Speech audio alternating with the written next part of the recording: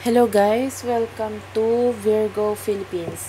So, nandito tayo ngayon para sa Virgo X. So, this is for you and Virgo and sa ex mo. Okay? Kung cross-watcher ka, pwedeng ikaw to. Virgo, kung ikaw to, bahala ka na maglagay ng sarili mo dito sa sitwasyon ha. Pwedeng ikaw to, Virgo, pwedeng ito yung person mo. So, simulan natin. This is for November 2020. Virgo and yung ex mo. So, what do we have here for Virgo? See? Separation. So, yun nga. Natapos yung lahat sa inyo. This is your ex. For some of you, this is your husband or your ex-boyfriend. For some of you, may children involved. May mga bata. And oh my God. I'm sorry. I can feel a lot of pain here. Both of you are in pain. I can feel the pain between the both of you. And I feel like nag-hold on pa rin kayo eh. Nag-hold on pa rin kayo, pareho. There's this feeling na binabalik-balikan.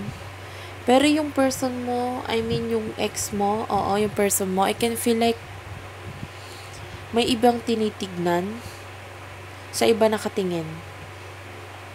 Yung emotions niya para sa'yo, what I can feel here is that nasasaktan siya kasi nasaktan ka niya. Okay? Sobrang sakit nito para sa person mo. Pero the pain is because naaawa siya sa naging pahirap or sa mga nagawa niyang kasalanan sa'yo. Or sa mga nakaraan ninyo. And I can feel you still waiting. Waiting. So, let's see. What do we have here for Virgo and Virgo X? Hindi ako magre-read ng reversals.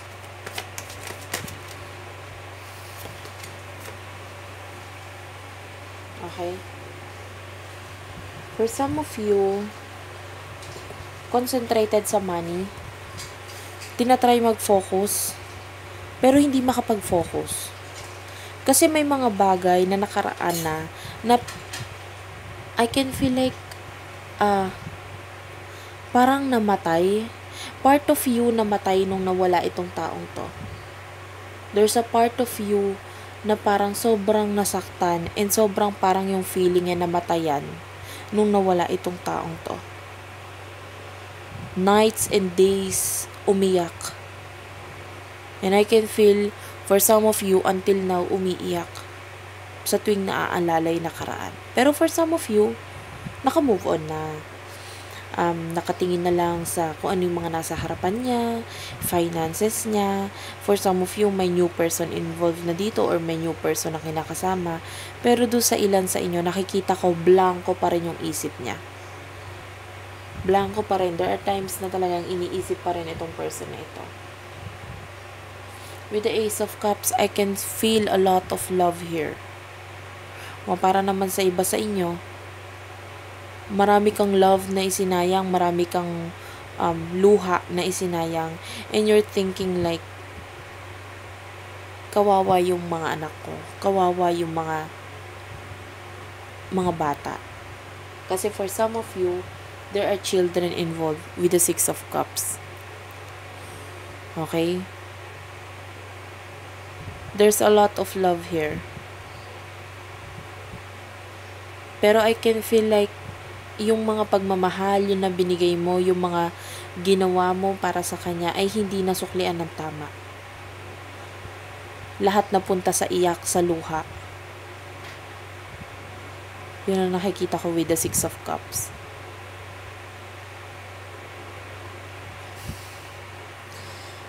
For some of you, I can feel your person being so immature or naging playful siya sa pangyayari. Maaring for some of you, pumasok sa third party relationship, may bagong kinasama, and they are having their new beginning with the Ace of Cups. Yun ang nakikita ko dito. Maraming new beginning na nangyayari sa kanila. Marami silang sinisimulan ngayon. Yung person mo. With the Hangman, I can still see you waiting. Naghihintay ka.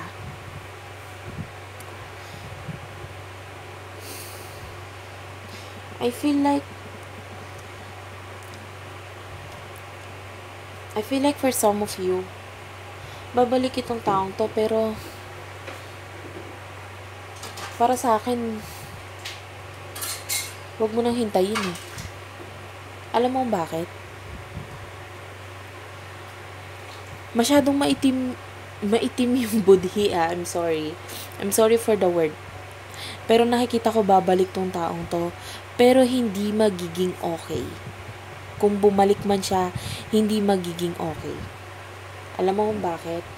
Nandun pa rin yung pag-aaway, yung gulo. Yun ay kung babalik. Kasi yung iba sa inyo, I can feel like hindi na, nagle-let go na siya. Nandun na siya sa new situation. Doon na siya nakafocus. Okay? Yung sa iba naman sa inyo, babalik, pero iba na yung, kumbaga, kung dati ka na niyang niloko, lolokohin ka lang din niya ulit. Hindi maganda yung pakay niya. Let's see.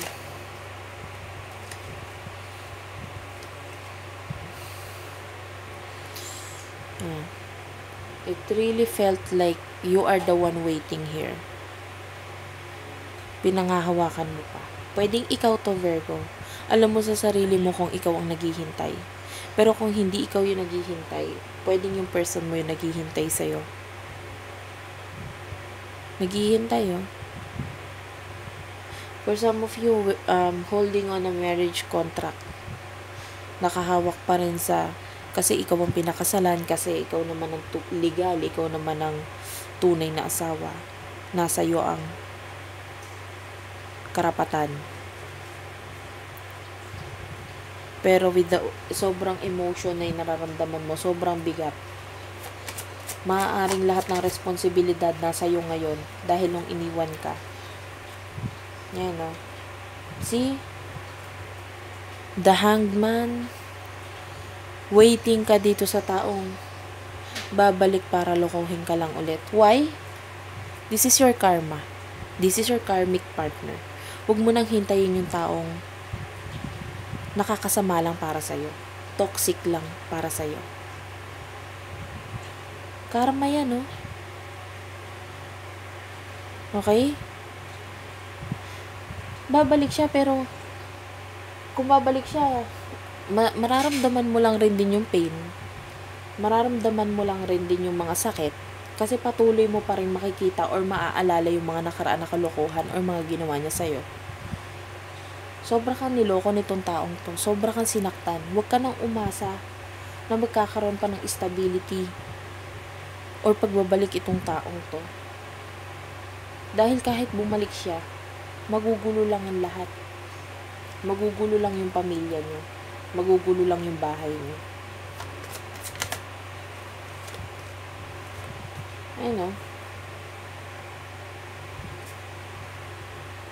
Think about your children. Diba? Isipin mo yung mga anak mo or isipin mo yung mga taong nakapaligid sa'yo. Let go of toxicity. Alisin mo na yan. Hindi yan nakakabuti sa'yo. There are times na kailangan mong mag-move on para makapunta ka sa bagong journey ng buhay mo na mas nakakapag-promise ng magandang simula or mas magandang journey para sa'yo. Kalimutan mo na yung nakaraan. Huwag mong ikulong ang sarili mo sa sakit.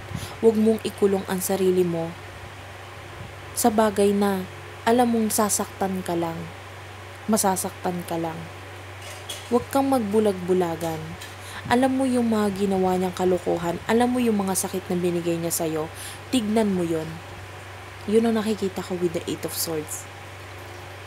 I can feel you being martyr here. Nagiging martyr ka.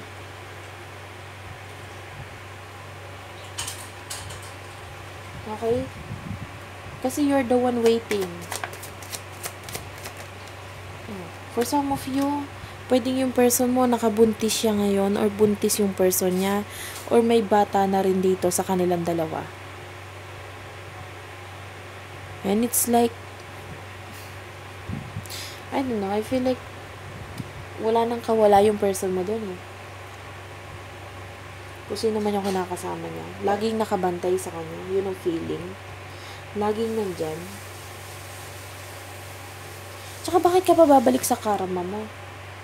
Oo, hindi ka nakaka-move on. Hindi pa sa ngayon. Matagal. Matagal ang proseso ng pag-move on. Okay? Lalo pa kung minahal mo o binigay mo ang lahat para dito sa taong to. With the 7 of Pentacles, slow, steady, and yun nga, long ang proseso. Matagal ang proseso ng pag-move on mo dito sa taong to, sa separation na nangyari sa inyo. Ayan, no? 5 of Swords signifies arguments. Okay? Kung iniisip mong babalik siya para mag-away lang kayo ulit. Kaya bakit mong pahihintayin? Babalik siya para lokohin ka lang ulit at paulit-ulit na sabihin yung mga salitang sinabi niyang masasakit. Okay, maraming taong concern para sa'yo. Nandyan yung mga anak mo naghihintay sa'yo kung may anak ka. Kung wala kang anak, yung mga kaibigan mo, pamilya mo, lahat sila concern sa'yo. Bakit mas nagfo-focus ka dun sa taong makakasakit lang sa'yo?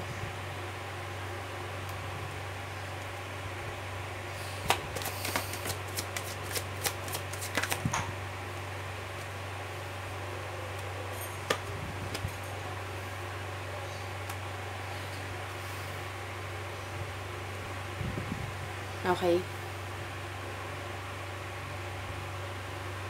This is you. You're still holding on. Kung ano man yung mga nararamdaman mo ngayon, masyado na mabigat yan.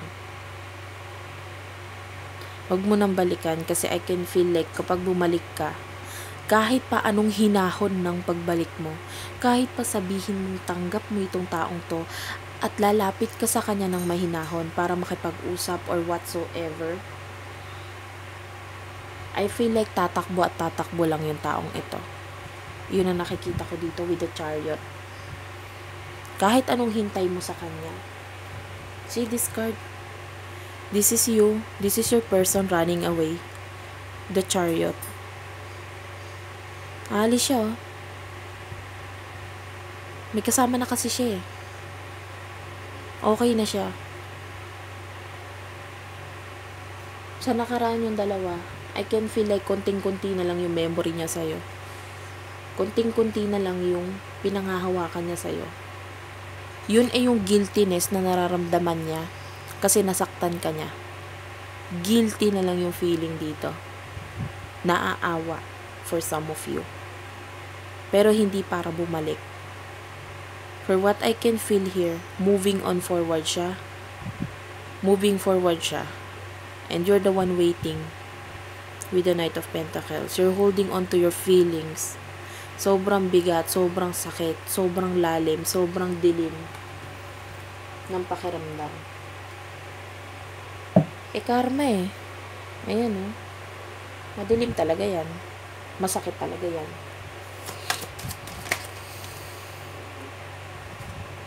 Ayan o, for some of you, you're already married to this person. Involves marriage. And parang gusto mo ng time with this person, magkausap, magkakita kayo. Kung hindi ikaw yung person mo, bahala ka na maglagay ng sarili mo sa sitwasyon. Pero you're looking forward to a reconciliation. You're waiting. You're the one waiting. Yun ang nakikita ko dito.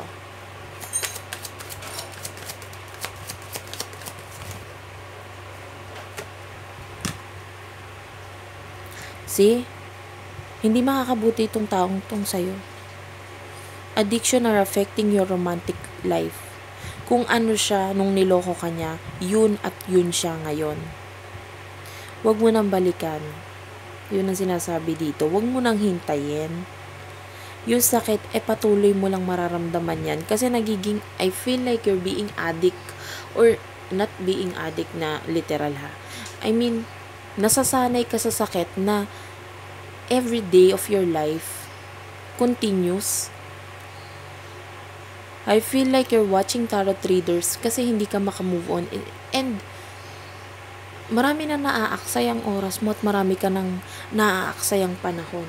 Marami ka nabibitawan or naaaksay ang opportunity dahil nagko-concentrate ka sa pagkawala nitong taong dapat naman talagang mawala sa'yo. At mabuti pa nga nakawala ka dito sa taong to dahil this is your karma.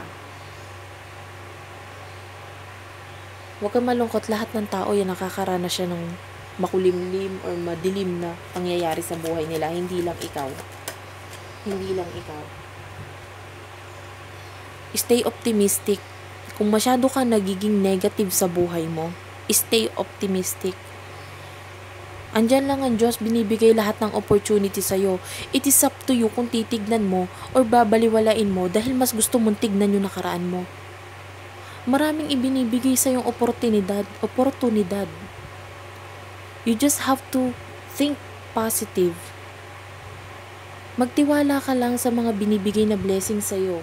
I feel like for some of you, niyayaya ng mga friends sila or whatsoever na binibigyan ng opportunity. Alam mo yung opportunity, hindi naman kusang ibibigay sa'yo ng Panginoon na through hands niya, ibibigay niya sa'yo. Hindi ganon. Gagamit siya ng ibang tao para ibigay sa'yo yung mga blessings at yung opportunity na yan. Kaya lang ang problema sa'yo, sa iba ka nakatingin. Mag-focus ka sa sarili mo, mag-focus ka sa mga mabubuting dadating pa sa buhay mo. Marami pa Marami pa. Pero nakikita ko dito, yung inayawan mo, yung hindi mo tinignan, yung tinanggihan mo, marami din. Pero marami pang dadating na opportunity para sa'yo. Doon ka tumingin. Okay? Ayan Be willing to express love. For some of you, pwedeng napapabayaan mo yung sarili mo, napapabayaan mo yung mga anak mo, napapabayaan mo yung mga tao sa paligid mo. Kasi, concentrated ka nga dito sa taong to. Concentrated ka sa memories nyo. Okay? And, yung mga tao sa paligid mo, medyo nakatingin sa'yo. They're waiting. Kailan kaya siya makaka-move on? Parang ganon. Yung feeling. Bakit hindi naman siya ganun dati? I mean, ikaw. Hindi ka naman ganun dati. Pero unti-unti ka nababago dahil nga nakafocus ka sa bagay, I mean yung dito sa ex mo. This is the last card for you. Take a chance on love. When we love, our lives are changed forever. Oo, maraming nabago sa buhay mo. Oo, maraming natapos sa'yo. Pero tignan mo yung bright future ahead. And with the number 2 and 3, 2 plus 3 is 5. 5 signifies change. Okay? Take note of the angel number 55, 555, 5555. Pag nakikita mo yung angel number na yan, let's say for example, nag-i-scroll ka sa Facebook, and then you see number 5, take note of that. Sinasabi sa'yo ng angel mo, kailangan mo ng pagbabago. Kailangan may pagbago sa'yo. Yung pagbabago ng utak at nararamdaman mo, yun ang kailangan. Huwag kang mag-focus sa nakaraan. Mag-focus ka sa pagbabago. So that's it for now, Virgo and ex ng Virgo. I hope naka-resonate kayo. Please do like and subscribe to our channel, Virgo Philippines. And meron din po tayong isa pang channel na Unicorn Princess Tarot. So magkaiba pong Virgo signs ang i-upload ko dito and doon. So For those of you thinking na baka magdoble yung makikita nilang Virgo, no. Ibang videos pa rin ng Virgo yung para sa Unicorn Princess Tarot and dito sa Virgo Philippines. Magkaiba po.